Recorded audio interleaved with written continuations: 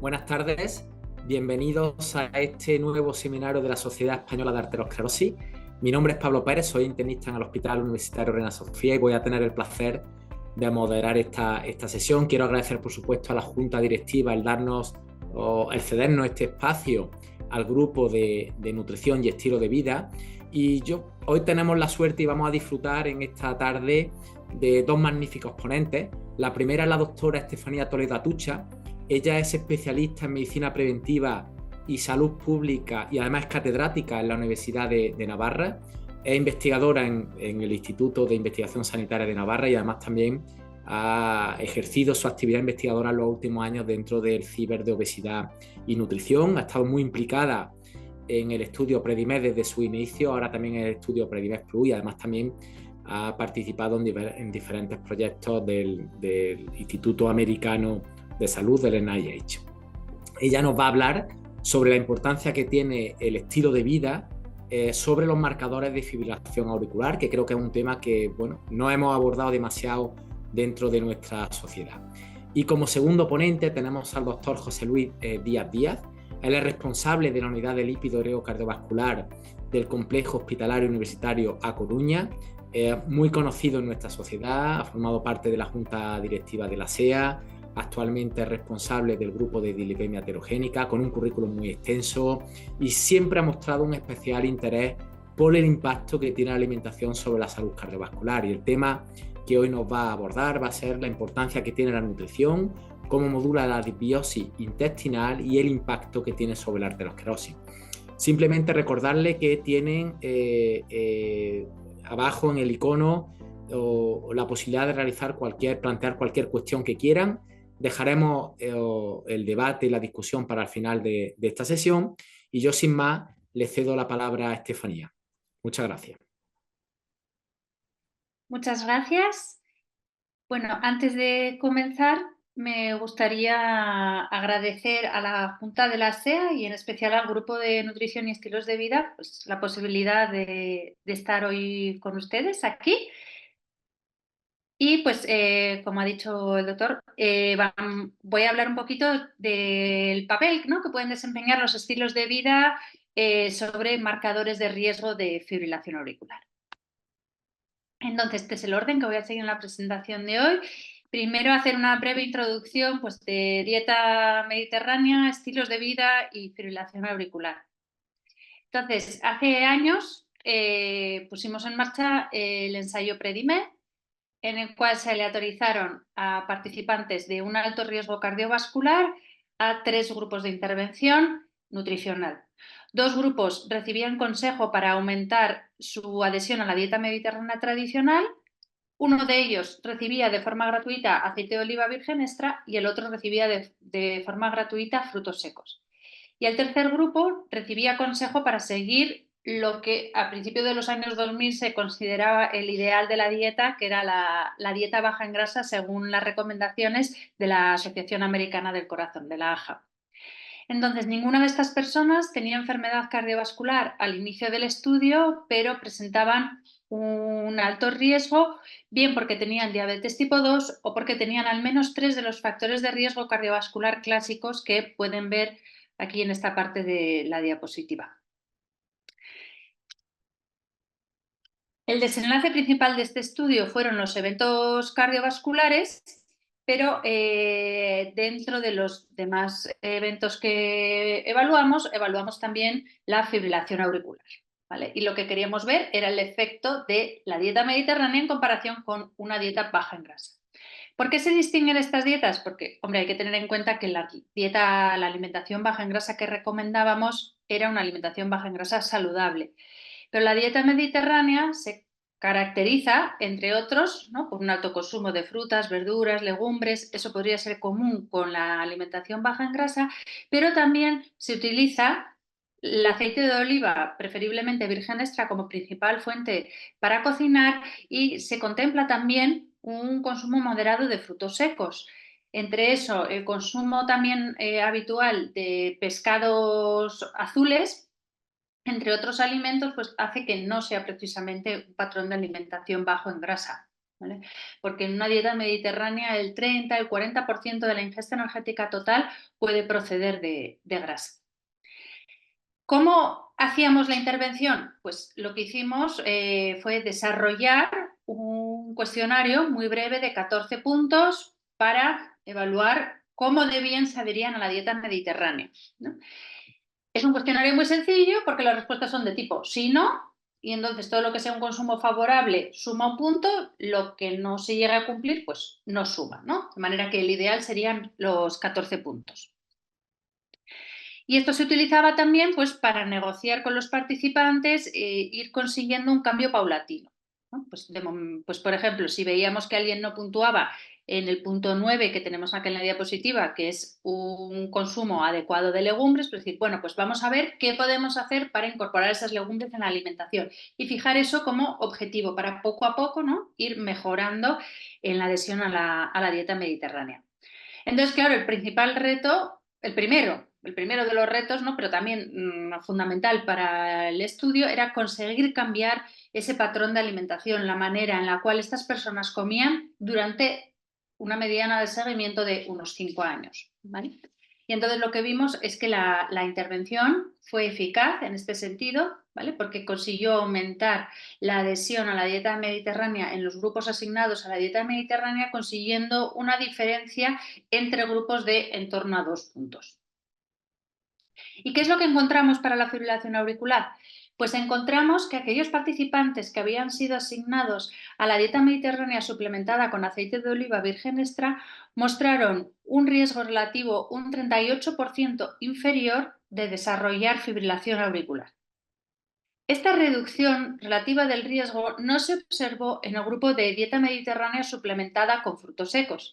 Entonces nos planteamos si un mayor consumo de aceite de oliva virgen extra se podía asociar a un menor riesgo de desarrollar fibrilación auricular. Entonces lo que calculamos fue el porcentaje de la ingesta energética diaria que provenía del aceite de oliva virgen extra. Y lo que vimos es que para aquellas personas en aquellas personas para las cuales el consumo de aceite de oliva virgen extra representaba al menos el 15% de su ingesta energética total, estas personas presentaban un riesgo significativamente inferior de desarrollar fibrilación auricular que aquellas personas que mostraban un bajo consumo de aceite de oliva virgen extra. Entonces, traduciendo esto un poco a la práctica de la cocina en casa, ¿no? ¿Qué es eso de un 15% de la ingesta energética total? Bueno, pues si aplicamos esto a una dieta de unas 2.000 kilocalorías, es equivalente a unos 33 gramos de aceite de oliva virgen extra al día, lo cual se alcanza con 2 o 3 cucharadas de aceite de oliva virgen extra al día. ¿Vale? Es decir, que ese consumo ya parece que puede ayudar a reducir el riesgo de fibrilación auricular. Dentro de las recomendaciones de una salud cardiovascular óptima, ¿no? Pues tenemos lo que entonces se conocía como el Life Simple 7, las 7 recomendaciones de la Asociación Americana para la Salud, la Asociación Americana de Corazón, para la prevención cardiovascular. Y entonces evaluamos si una mayor adhesión a estos componentes de una salud cardiovascular óptima se asociaba a un menor riesgo de desarrollar fibrilación auricular en el marco del ensayo PREDIMED. Aquí no encontramos ninguna asociación clara, excepto para el ítem de mantener un índice de masa corporal menor de 25 kilogramos por metro cuadrado. ¿Vale? Eso sí que se asoció de manera inversa al riesgo de desarrollar fibrilación auricular, pero ni la escala categorizada en diferentes categorías, ni la escala como continua, ni los demás componentes se asociaron al riesgo de desarrollar fibrilación auricular. Entonces, tras concluir el ensayo PREDIMED, pues, decidimos poner en marcha el ensayo PREDIMED Plus. Entonces, en el ensayo PREDIMED o PREDIMED 1, como lo llamamos ahora, para distinguirlo del PREDIMED Plus, lo que encontramos fue que seguir una dieta mediterránea era mejor que seguir las recomendaciones de una alimentación baja en grasa para la prevención cardiovascular. Entonces, decidimos preguntarnos lo que sería el siguiente paso, ¿no? Es decir, Vale, ya hemos visto que la dieta mediterránea es beneficiosa en personas que tienen un perfil de alto riesgo cardiovascular. Pero, ¿y en personas que tengan sobrepeso, obesidad y un alto riesgo cardiovascular? Si añadimos a esa dieta mediterránea cierto grado de restricción calórica, unas recomendaciones de actividad física y una terapia conductual para conseguir una pérdida voluntaria de peso, esto supondría una protección aún mayor frente al riesgo cardiovascular. Es decir, si nosotros logramos, con unas recomendaciones de actividad física y con una cierto grado de restricción calórica bajo el paraguas de una dieta mediterránea, conseguimos esa pérdida de peso intencional, conseguimos mantenerla a largo plazo, eso consigue reducir aún más el riesgo cardiovascular que seguir una alimentación de tipo mediterráneo sin hacer hincapié en la restricción calórica y sin hacer ninguna recomendación sobre actividad física. Bueno, pues en ello estamos, ¿vale? Intentando dar respuesta a esta pregunta. Entonces, esto sería un poco la estructura del ensayo Predimed, ¿vale? Tendríamos participantes con un índice de masa corporal de entre 27 y 40, ¿vale? Ahora aquí sí que es necesario que tengan sobrepeso o obesidad porque les vamos a pedir que pierdan peso, ¿vale? Entonces, intentamos que menos del 25% de los participantes fueran diabéticos y para asegurar que, además de por ese sobrepeso obesidad, tenían un alto riesgo cardiovascular, dijimos que tenían que cumplir al menos 3 criterios del síndrome metabólico. Y el rango de edad de los participantes fue de 55 a 75 años al inicio del estudio en varones y de 60 a 75 años en mujeres.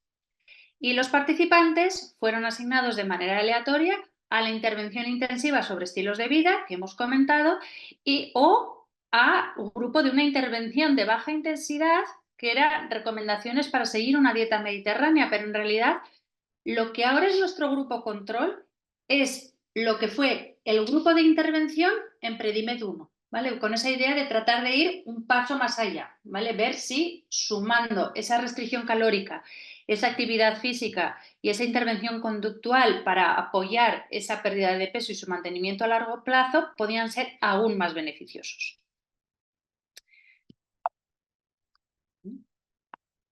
Perdón.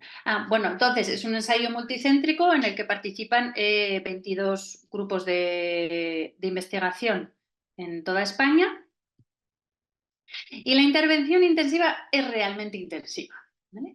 Durante el primer año los participantes tenían 3 contactos al mes, tenían una sesión grupal, tenían un contacto cara a cara con un dietista nutricionista del estudio y además recibían también una llamada telefónica pues, para ver cómo iban cumpliendo esos objetivos y para recibir pues, herramientas que ayudaran a reforzar pues, esos cambios de hábitos que necesitaban implementar en su día a día.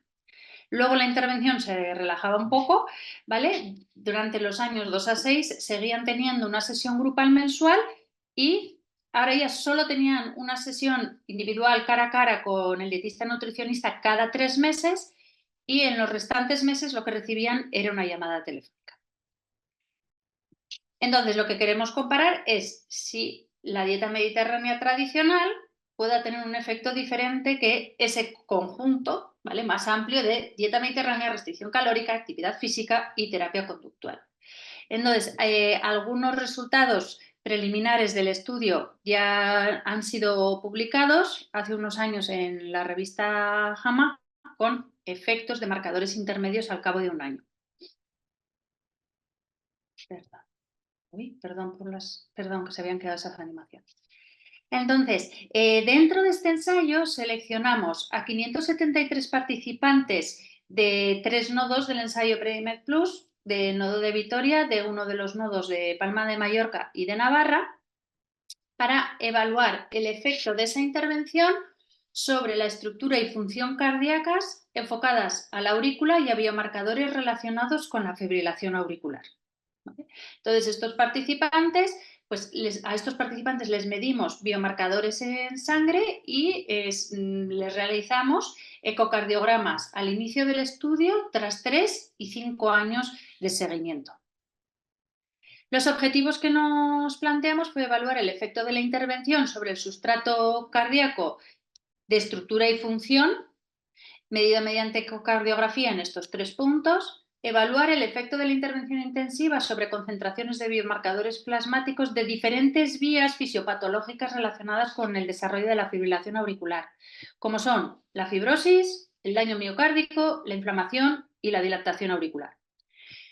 Para la fibrosis utilizamos el propéptido carboxiterminal del procolágeno tipo 1, me referiré a él como CICP a partir de ahora. Para el daño miocárdico, troponina de alta sensibilidad. Para la inflamación, proteína C reactiva de alta sensibilidad. Para el estrés oxidativo, la 3-nitrotirosina.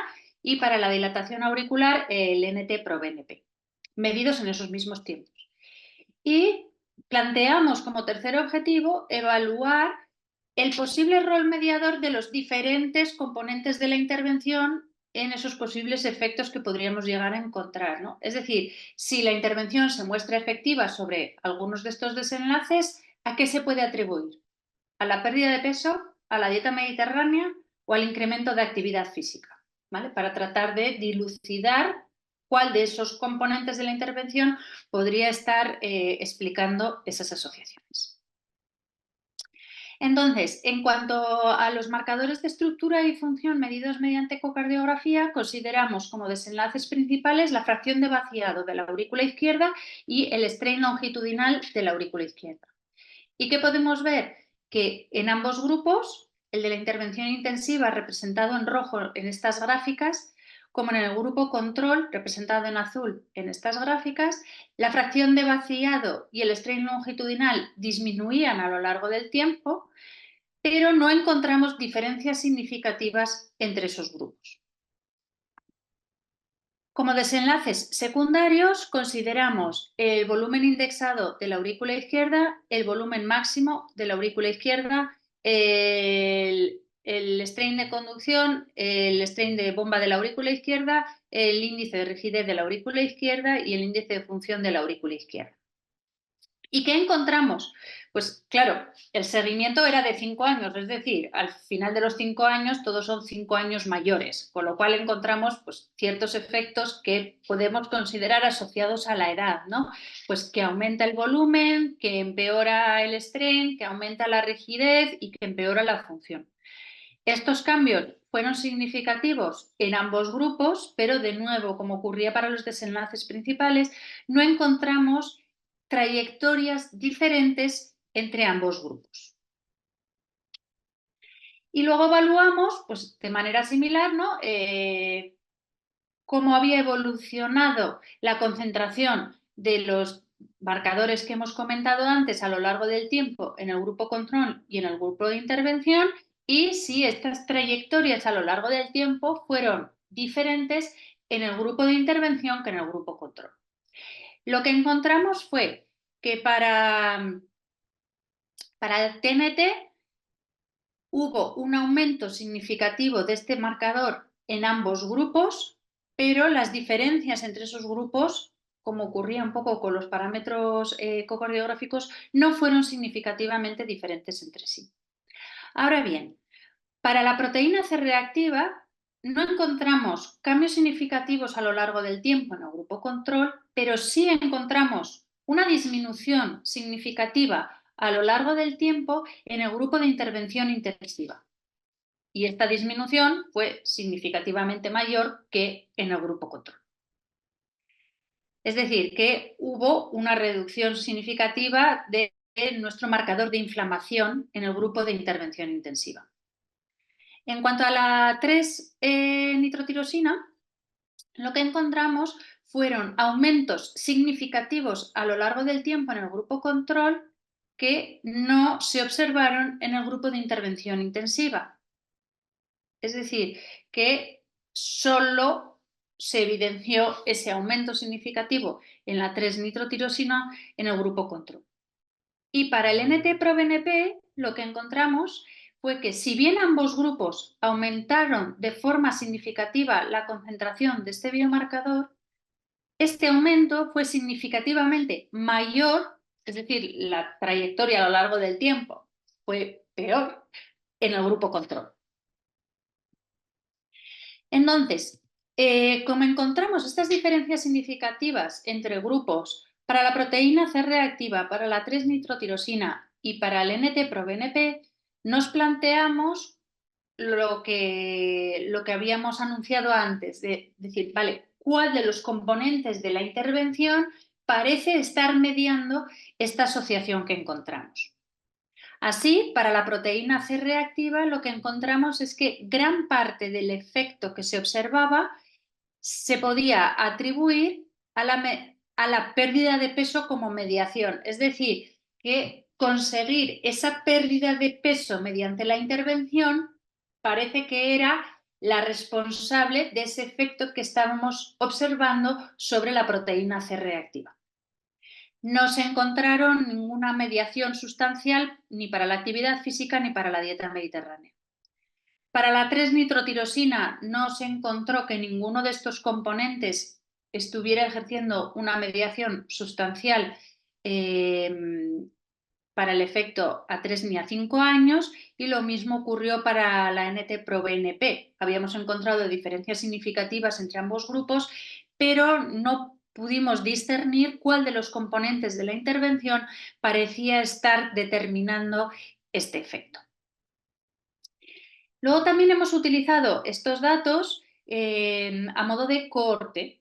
Entonces, igual que antes habíamos visto en Predimed 1, si una mayor adhesión al Life Simple 7 se asociaba al riesgo de fibrilación auricular, nos planteamos si una mayor adhesión a las recomendaciones actualizadas de la AJA, siguiendo el Life Essential 8, que ha incorporado el sueño como octavo componente, se asociaba a cambios significativos en estos biomarcadores que hemos descrito, y si la intervención intensiva de estilo de vida pudiera estar mediando esta asociación. En donde evaluamos tanto la asociación basal como la asociación actualizada utilizando la información a 3 y a 5 años. Entonces, lo que encontramos fue que no hubo cambios significativos a lo largo del tiempo entre quienes tenían una baja adhesión al Life Essential 8 y quienes tenían una adhesión moderada alta al Life Essential 8 en PICP, aunque sí hubo cambios significativos para los demás biomarcadores. Para la proteína C reactiva de alta sensibilidad, vimos que en ambos grupos, tanto en los que tenían una menor como una mayor adhesión al Life Essential 8, disminuía de manera significativa este biomarcador sin que se evidenciaran diferencias significativas entre ambos grupos, y lo mismo ocurrió para la TNT. Para la TNT, ambos grupos aumentaron de manera significativa estas concentraciones sin que hubiera diferencias significativas entre ellos. Sin embargo, para la NT-proBNP, que es el marcador de dilatación auricular, encontramos que este biomarcador aumentaba a lo largo del tiempo en ambos grupos, pero que este aumento fue mucho más marcado en aquellos sujetos que tenían una baja adhesión al Life Essential 8. Es decir, que si bien pues a lo largo del tiempo ese biomarcador va aumentando, en aquellos que tenían unos estilos de vida más saludables, de alguna manera se frenaba un poco ese aumento a lo largo del tiempo. Además, encontramos para la 3-nitrotirosina una interacción significativa por el grupo de intervención.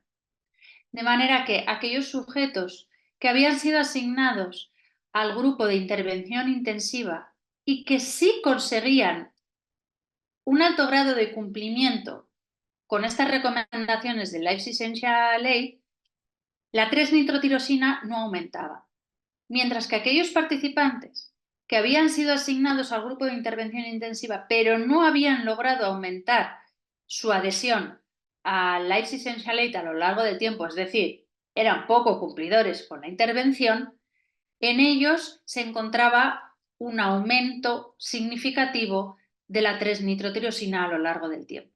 Es decir, que consiguiendo mejorar el estilo de vida, ya no se evidenciaba ese aumento significativo en la 3-nitrotirosina. Es decir, no solo sirve con que uno haya sido asignado a grupo de intervención intensiva, sino que uno tiene que cumplir y cambiar su estilo de vida para conseguir encontrar cierto beneficio. Entonces, ¿qué es lo que podemos concluir con todo esto que hemos dicho? Pues bueno, en el ensayo Predimed vimos que una intervención basada en la dieta mediterránea suplementada con aceite de oliva virgen extra reducía el riesgo de desarrollar fibrilación auricular en comparación con recibir consejo para seguir una alimentación baja en grasa.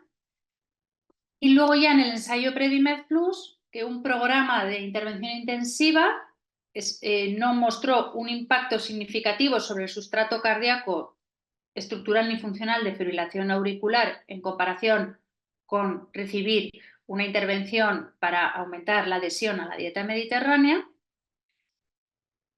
que si bien hubo cambios significativos en los valores ecocardiográficos en ambos grupos, las diferencias no fueron significativas entre los diferentes grupos. Y luego, en cuanto a los biomarcadores, pues a lo largo del tiempo hubo aumentos en concentraciones de TNT, 3-nitrotirosina y NT-proBNP y un descenso de proteína C reactiva en el conjunto de los participantes del estudio. Y aquí falta... perdón, que me había saltado una diapositiva, digo, había más conclusiones de todo esto. En comparación con el grupo control, el grupo asignado a la intervención mostró menores aumentos en 3-nitrotirosina y proBNP y un mayor descenso en la proteína C reactiva. El efecto total de la intervención intensiva en el cambio de concentración de proteína C reactiva parece que estuvo mediado por la pérdida de peso y no se encontraron otras mediaciones sustanciales. Una mayor adhesión al Life Essential A no se asoció a cambios significativos en PICP, proteína C reactiva y 3-TNT, pero una adhesión moderada alta al Life Essential A, tanto basal como actualizada, se relacionó con concentraciones más bajas de NT-proBNP y 3-nitrotirosina. Es decir, que esto podría ayudar a explicar por qué unos estilos de vida más saludables podrían ayudar a prevenir el riesgo de desarrollar fibrilación auricular.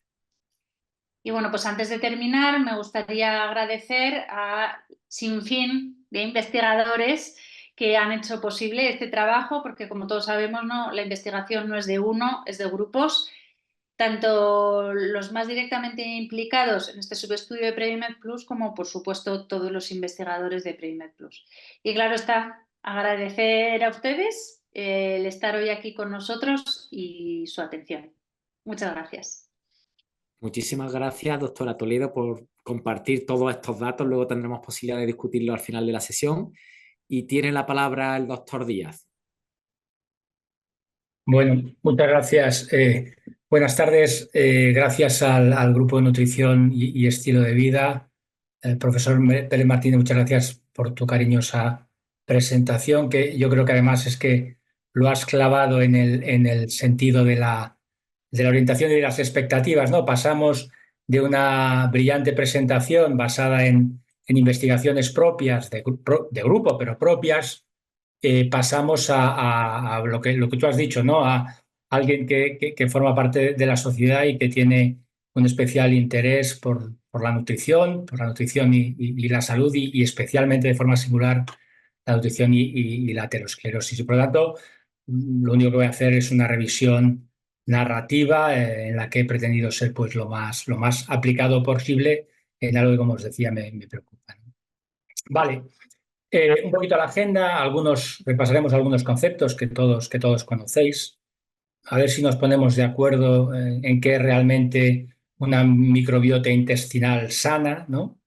Y en la misma medida y en el mismo sentido y que entendemos por disbiosis.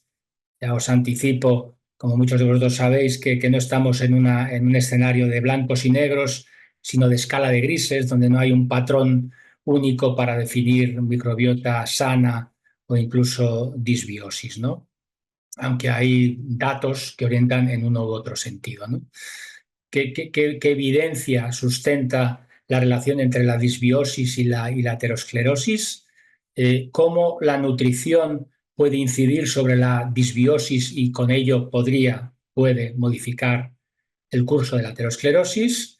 ¿Qué intervenciones en este sentido se han desarrollado para tratar de revertir disbiosis y revertir evitar progresión de aterosclerosis y unas conclusiones finales, ¿no? Bueno, en cuanto a esos conceptos iniciales que os comentaba, bueno, pues microbiota, como todos sabéis, comunidad de microorganismos vivos que viven en un nicho ecológico, en este caso en el intestino humano, ¿no? Estamos hablando de más de 300 trillones de microorganismos, de ahí que muchos autores consideren el ser humano como un simple transportador de microorganismos, ¿no? Microbioma, un término acuñado por Leiderberg en el 2001, bueno, pues estamos hablando de esos microorganismos junto con su material genético y sus productos metabólicos, ¿no? Aunque indistintamente se utiliza muchas veces microbiota y microbioma incluye además material genético y metabolitos. El metagenoma sería un poquito la conjunción, la unión del material genético en ese nicho intestinal, material genético humano y material genético bacteriano, de microorganismos, mejor dicho. Patobiontes, bueno, esto que suena muy rimbombante, pues son aquellos microorganismos que conviven digamos, en simbiosis, que conviven en armonía, pero que en un momento dado pueden transformarse en elementos patógenos. Bueno, tenemos un ejemplo del Clostridium y de la enterocolitis necrotizante, por ejemplo, ¿no? Y holobionte, que es el concepto del superorganismo, ¿no? Este sería el superorganismo, el ser humano y los organismos hospedados, los microorganismos hospedados con todo su potencial metabólico, etcétera, etcétera, ¿no? Microbiota intestinal sana, difícil de concretar. Se sabe por análisis de secuencia de RNA ribosómico de la fracción pequeña de ribosoma, que hay al menos 6 filotipos de bacterias y a partir de ahora nos vamos a referir, aunque microbiota hace referencia a todos los microorganismos, lo vamos a concentrar fundamentalmente en las bacterias, que son el elemento de más estudio y el que más nos interesa. Bueno, pues como os decía, en base a este análisis de la secuencia de RNA ribosómico se han definido 6 filotipos de bacterias, siendo los más frecuentes en la mayoría de los humanos. El 90% o algo más del 90% de esa microbiota está compuesto por firmicutes y bacteroides, ¿no? Esa sería, digamos, la composición normal, incluso en términos porcentuales, con matices de la microbiota en el ser humano, ¿no?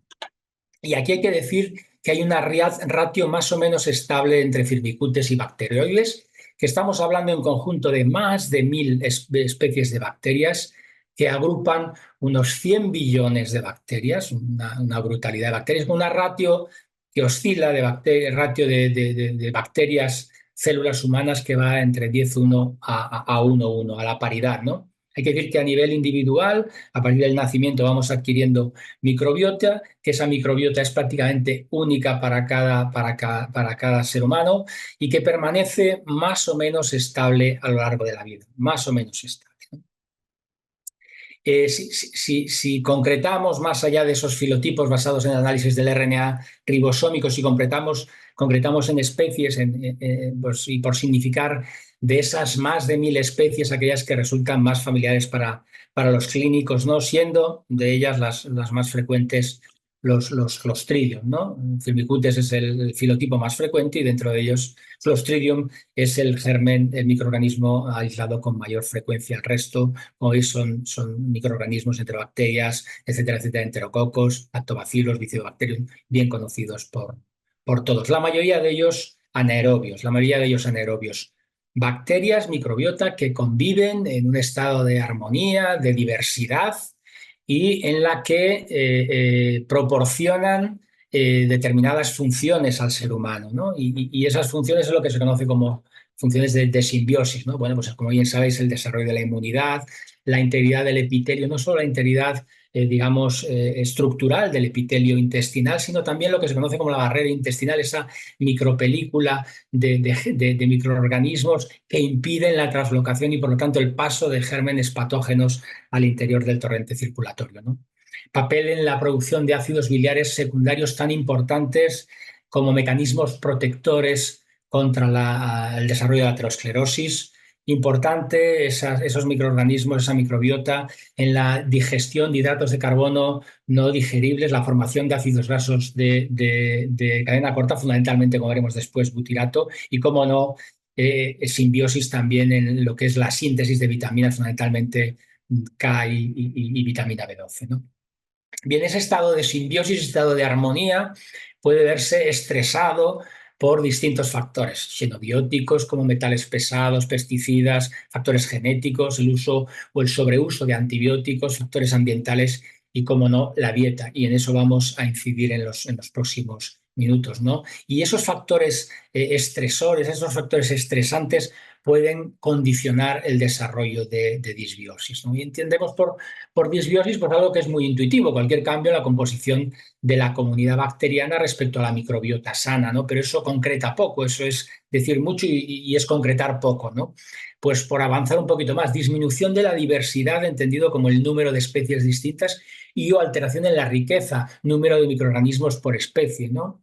Con proliferación de patógenos y alteración de funciones simbióticas. Estamos en concepto que todos entendemos, que todos interpretamos, pero que es bien difícil de concretar desde un punto de vista biológico y clínico. Es decir, no tenemos un punto de corte, 126 miligramos de leucemia para decir estamos ante una persona con diabetes mellitus, ¿no? Aquí tenemos esa dificultad y veremos, como os decía, el impacto de la dieta. ¿Con qué herramientas podemos diferenciar o con qué herramientas se ha tratado de diferenciar simbiosis? Fundamentalmente de identificar disbiosis, ¿no? Y han sido en muchos de los casos estudios de casos y controles, ¿no? La mayoría de las experiencias en investigación. Bueno, pues una ya la hemos comentado, el análisis del RNA ribosómico de las bacterias. Este RNA ribosómico permanece estable a lo largo del desarrollo filogenético, de manera, es lo que se conoce como las firmas de las bacterias, de manera que permite identificar, bueno, esos filotipos, incluso afinar incluso en categorías inferiores en la taxonomía, ¿no? Y luego, además, la secuenciación metagenómica de nueva generación, el Next Generation, ¿no? Es decir, con estas herramientas asociadas a bioinformática podemos conseguir claramente sobre una muestra de heces, pues diferenciar, descartar el material genómico humano dentro de ese componente de metagenoma que ya habíamos anticipado antes y analizar específicamente el material bacteriano, ¿no? Son técnicas distintas, si acaso más sensible el análisis del RNA ribosómico y algo más específico la secuenciación metagenómica a la hora de definir especies, ¿no? De microorganismos. Bien, fundamentos para hablar de disbiosis y su relación con la aterosclerosis, ¿no? Primero, se ha aislado material genético bacteriano en placas de ateroma. Aquí tenemos uno de tantos estudios con diversas especies, muchas de ellas que forman parte de la microbiota intestinal, ¿no? ¿Y cómo llegan hasta ahí, hasta la placa? Bueno, pues puede darse un fenómeno de inflamación directa, ¿no? De invasión directa, fenómeno infeccioso de vasculitis, si me permitís, pero también por mecanismos indirectos en donde a través de un estado inflamatorio que luego veremos de bajo grado, ¿no? Esas bacterias pueden ser transportadas hasta la placa de ateroma por medio de elementos celulares que intervienen en el proceso inflamatorio, macrófagos, etcétera, etcétera, ¿no? Hay estudios mecanísticos en modelos animales muy, muy interesantes. Esto es un pequeño estudio que os traigo, que yo creo que muestra lo que trato de decir, ¿no? Estos son ratones expuestos todos a una dieta rica en grasa y a un grupo de ratones son suplementados con colonias de bacteroides y el otro grupo de ratones es suplementado con un suplemento control, por así decirlo, ¿no?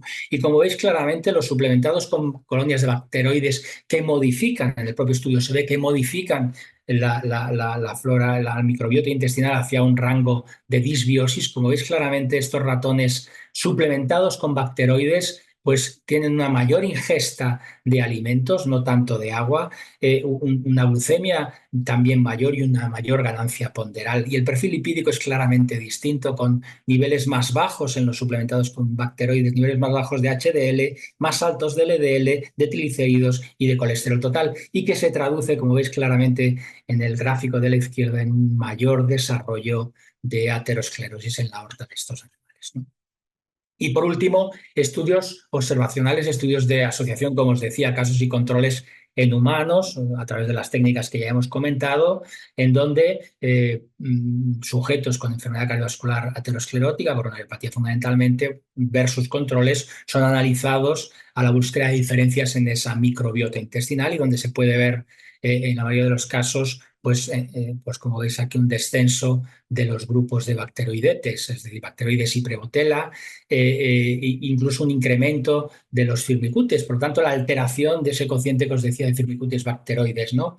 Pero como en todo hay discordancias y hay aspectos que no encajan dentro de esta dinámica de disbiosis, ¿no? Es perfectamente, pues en un estudio, por ejemplo, hay un descenso de prebotela y en el otro estudio, sin embargo, lo que se objetiva es un aumento de prebotela, ¿no? Hay ciertas discordancias que forman parte de las debilidades de esta asociación que existe, pero que no debe de entenderse, interpretarse como una asociación estrictamente causal, ¿no?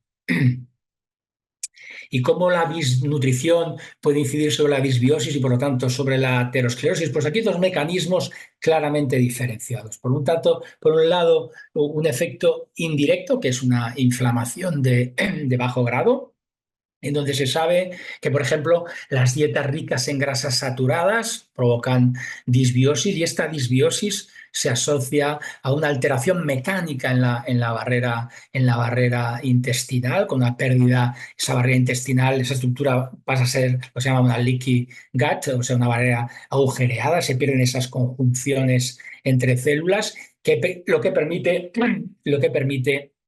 el paso de patrones moleculares asociados a microbioma o asociados a metabolismo, que son derivados de estos gram negativos y que son fundamentalmente, como todos sabéis, lipopolisacáridos y proteoglicanos, ¿no? Estas toxinas, permitirme así, asociadas a esta microbiota disbiótica, provocan lo que se conoce como la endotoxemia metabólica, son capaces de atravesar la barrera intestinal, de activar el inflamosoma vía receptores Toll-like 4 y promover la liberación de mediadores inflamatorios que todos, como todos sabéis, son claves en el desarrollo, en la progresión de la aterosclerosis, ¿no? Además, este estado inflamatorio persistente puede limitar el transporte reverso de colesterol y la eliminación biliar, incluso fecal, del mismo, ¿no? Por lo tanto, un efecto indirecto sostenido basado en la inflamación de bajo grado, tan importante en el desarrollo de la aterosclerosis, y luego efecto directo que tiene que ver con los metabolitos microbianos producidos, ¿no? Y aquí tres aspectos claramente diferenciados, luego veremos un cuarto. El primero de ellos es que las dietas ricas en proteínas, sobre todo de origen animal, incluido también la yema de los huevos, etcétera, son fuente de L-carnitina y son fuente de colina, sobre todo la fosfatidilcolina, y determinadas bacterias, en este contexto, determinadas bacterias son capaces de generar el TMA, ¿no? La trimetiletilamina, ¿no? Entonces, este TMA pasa, de hecho, al torrente circulatorio, y en el hígado es metabolizado por una serie de monoaminoxidasas que contienen flavinas para transformarse en un óxido de TMA. Bueno, este TMA o este óxido de TMA se sabe que es un elemento claramente aterogénico, pues limita el transporte reverso, favorece la formación de células espumosas y un estado de trombosis. Hay múltiples estudios observacionales y de otra índole que han planteado claramente esta relación y han demostrado esta relación entre niveles elevados circulantes de N-óxido de TMA y el desarrollo de la aterosclerosis. Por lo tanto, en este estado de disbiosis, un aumento del TMA por esas bacterias, teniendo como fuente proteínas de origen, fundamentalmente de origen animal, puede favorecer el desarrollo de aterosclerosis.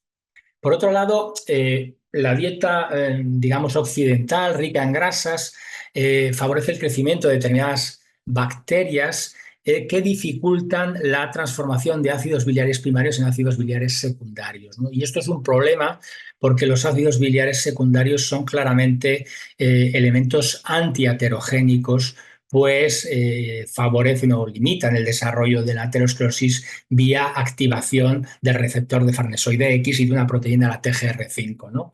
Por tanto, estados disbióticos limitan la formación de ácidos biliares secundarios que son de alguna forma beneficiosos y van en contra del desarrollo de la aterosclerosis. Y por último, la ingesta de hidratos de carbono no digeribles la fibra no digerible, metabolizado por determinadas bacterias intestinales, y en este caso estamos hablando de algo que es beneficioso, que es simbiótico, que no es disbiótico. Ese metabolismo de esos hidratos no digeribles por determinadas bacterias genera ácidos grasos de cadena corta, fundamentalmente lo dije antes, butirato, propionato y acetato. Estos ácidos grasos de cadena corta tienen un valor en la prevención de la aterosclerosis claramente definido, claramente estudiado, fundamentalmente el más frecuente que es butirato, y a través de un mecanismo esencialmente antiinflamatorio, ¿no? El butirato es esencialmente antiinflamatorio. Además, estos ácidos grasos de cadena corta son tremendamente beneficiosos para la integridad y la salud del propio epitelio intestinal. Se han relacionado de forma inversa con el desarrollo de cáncer de colon, etcétera, etcétera, ¿no? De manera que en un estado de disbiosis es probable que haya un descenso de la formación de estos, hay descenso de la formación de estos ácidos grasos de cadena corta. Por último, determinadas bacterias son capaces de metabolizar a nivel intestinal el colesterol y transformarlo en coprostanol, que no es absorbible y por lo tanto limita la absorción de colesterol, como haría ezetimibe, y con ello pues limita el nivel plasmático de colesterol.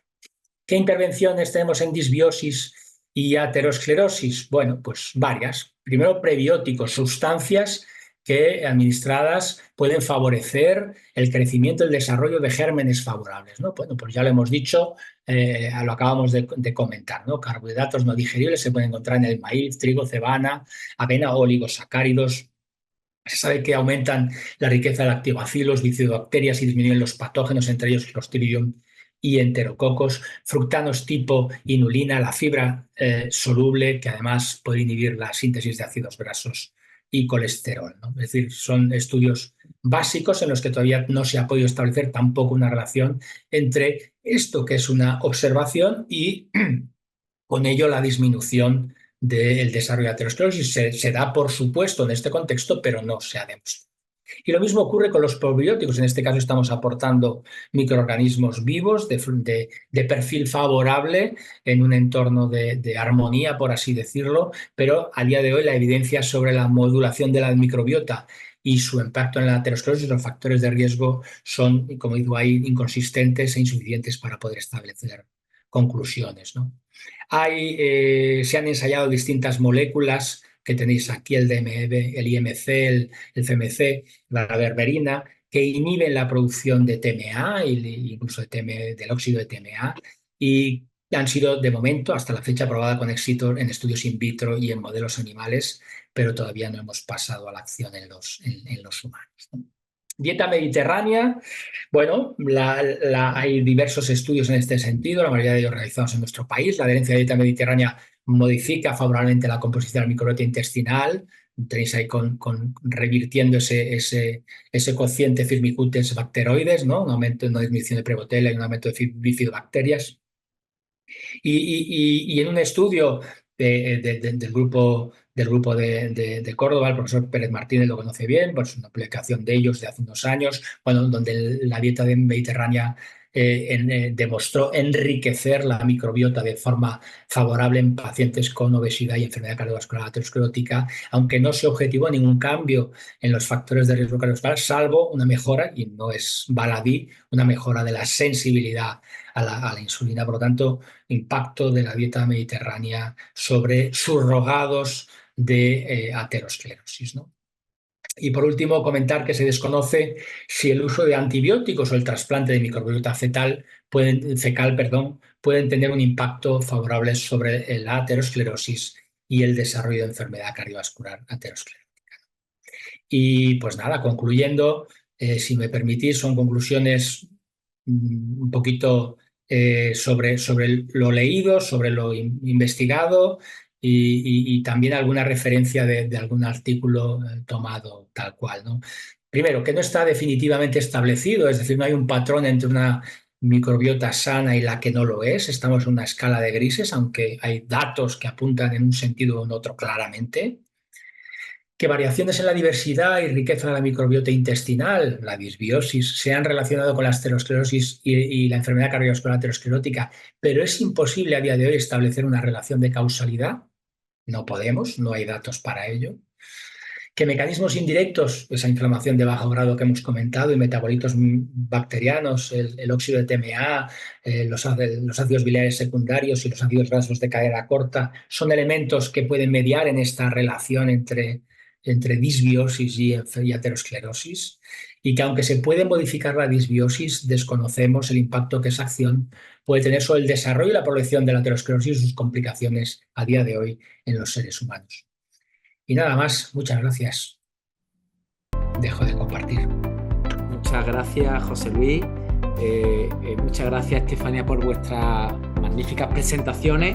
Y vuelvo a recordar que aquellas personas que quieran plantear alguna cuestión, ya tengo algunas, lo hagan a través del chat de las preguntas y respuestas que tienen abajo en la pestaña inferior. Empiezo a algunas cuestiones que veo aquí que lanza la audiencia. Estefanía, esta pregunta va dirigida a ti. Preguntan que si los cambios en los biomarcadores, entiendo que todo lo que nos has explicado sobre la inflamación, el BNP, etcétera, etcétera, etcétera, serían relevantes desde el punto de vista clínico. ¿Cuál es tu opinión? Perdón, que no me había vuelto aquí. Bueno, pues muchas gracias por la pregunta. Claro, es que esto es relevante, ¿no? Porque al final a uno los biomarcadores le dan igual, lo que le importa es tener o no fibrilación auricular. Entonces, si utilizamos el modelo CHARTS de fibrilación auricular, la magnitud de los cambios que hemos visto en NT-proBNP y en proteína C reactiva se podrían asociar a una disminución de en torno al 7% del riesgo de desarrollar fibrilación auricular a 5 años, con lo cual, pues no es una reducción no despreciable. Pero bueno, tendremos que ver si a largo plazo esto realmente se traduce en eventos de fibrilación auricular.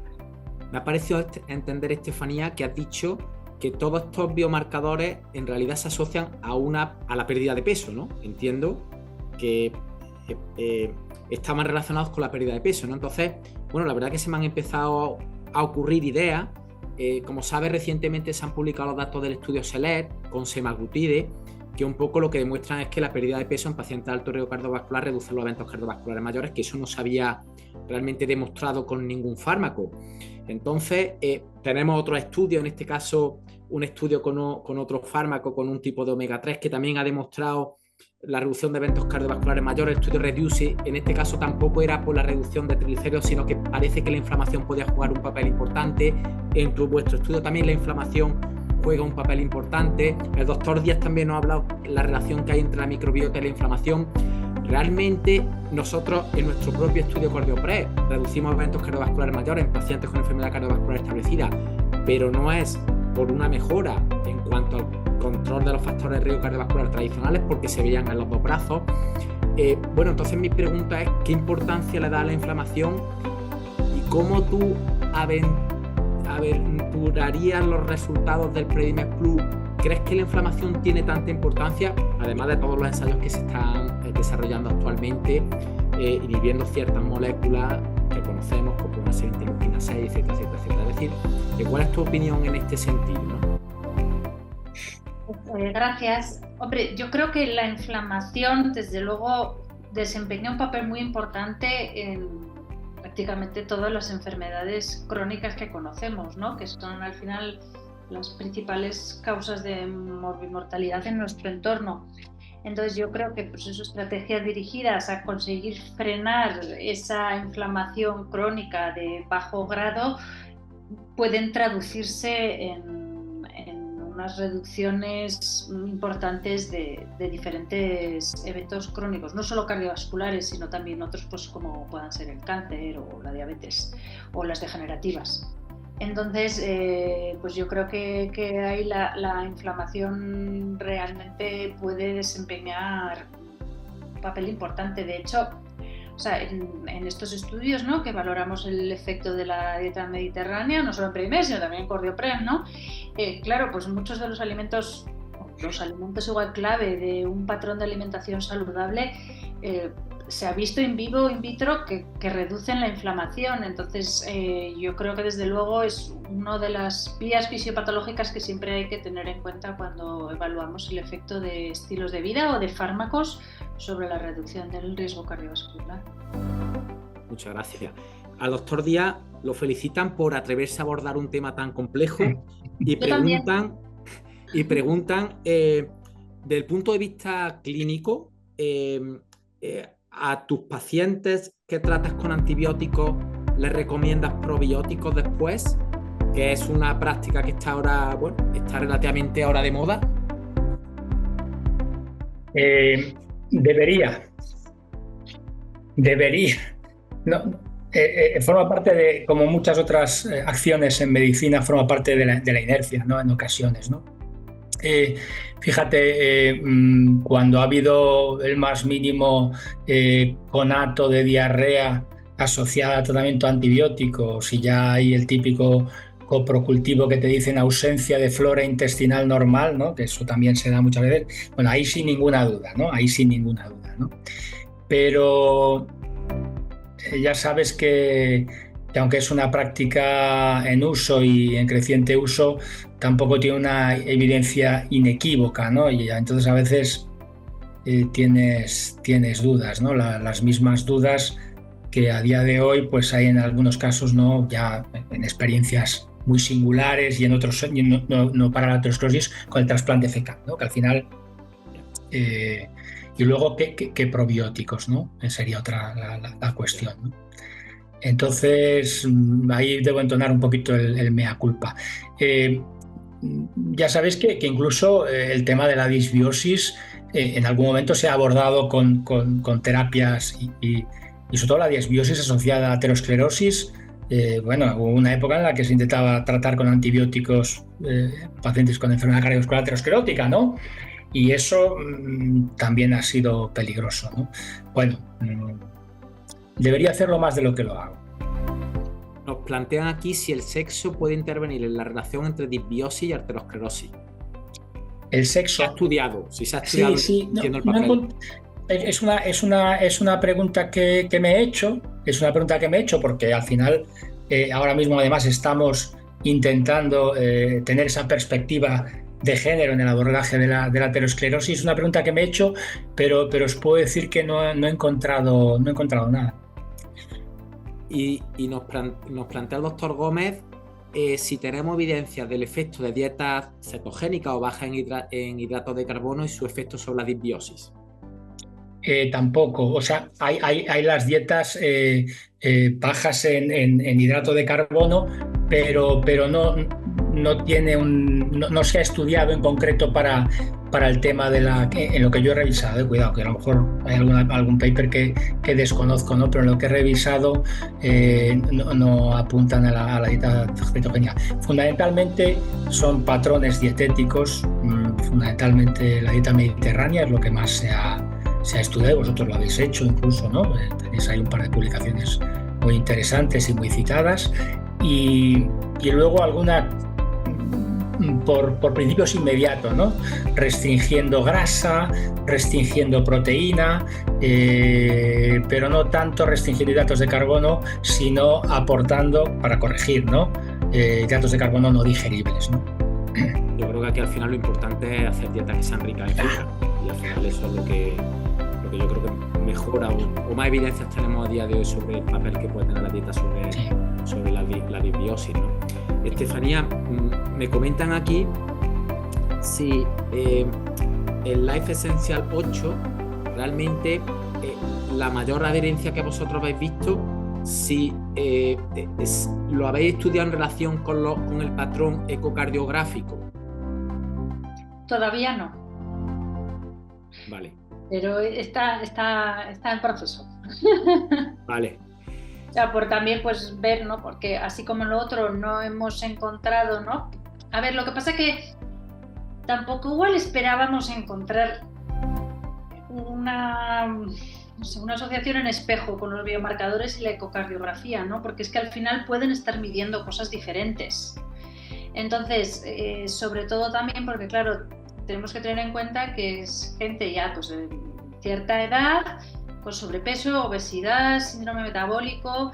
Entonces, que en ellos pues probablemente ese sobrepeso, obesidad lo vengan teniendo durante muchos años. Entonces, igual ya la aurícula tiene cierta disfunción y no conseguimos hacer igual esos cambios evidenciables en un ecocardiograma en esa duración del tiempo, pero claro, es que tampoco esos son todos los mecanismos que llevan la fibrilación auricular, ¿no? También puede haber efectos autonómicos, efectos mecanismos más electrocardiográficos, y entonces pues podría haber otras asociaciones que no hayamos conseguido ver con los ecocardiogramas, ¿no? Pero desde luego sí que tenemos interés en seguir esa línea y ver si el Life Essential también se asocia a los cambios en el ecocardiograma, porque nos parece que es muy interesante y sobre todo que son unas recomendaciones que son muy fáciles de trasladar a la población general. Y además en otros estudios, en otros proyectos en los que estamos involucrados, también hemos visto, por ejemplo, que reducen el riesgo de desarrollar cáncer. O sea, que al final, ¿no?, si apuntamos unas recomendaciones pues claras, sencillas, que la gente va a comprender y que ayudan a prevenir tanto la enfermedad cardiovascular como el cáncer, pues hombre, creo que son herramientas, ¿no?, muy interesantes desde el punto de vista de salud pública. Bueno, pues nada, la verdad que no hemos pasado de tiempo, hay muchísimas preguntas más. Lanzo una última, doctor Díaz, muy rápida. Sí. ¿Qué alimentos son ricos en timao y deberíamos de intentar evitar? Bueno, ricos en timao, fundamentalmente la carne de origen, o sea, la carne, origen animal, y luego también la yema del huevo, o sea, pero luego el timao también, la fuente sobre todo las fuentes de L-carnitina, timao se genera a partir de L-carnitina y fuentes de colina, ¿no? Y eso es carne animal y yema de huevo. También la hay en el pescado, y sin embargo el pescado no genera disbiosis. Bueno, ahí hay las controversias y las dudas. Bueno, pues nada, muchísimas gracias a los dos, Estefanía, José Luis. La verdad que creo que el seminario ha sido interesantísimo. Habéis planteado, creo que, cuestiones de investigación que estaban sin resolver y que, bueno, nos queda ahí, Estefanía, la duda de si realmente vuestro estudio en el año 2014, de si el aceite de oliva realmente disminuye el riesgo de fibrilación auricular, y nos tendréis que dar respuesta en el futuro. Y José Luis, muchísimas gracias por tu magnífica revisión. Hemos aprendido muchísimo sobre la importancia que tiene la dieta, sobre la disbiosis y evidentemente sobre la arteriosclerosis, que es lo que nos une esta tarde. Daros las gracias a los dos, gracias a todos los que nos habéis acompañado, y os emplazamos para el próximo seminario. Muchísimas gracias. Gracias, muchas gracias. Gracias.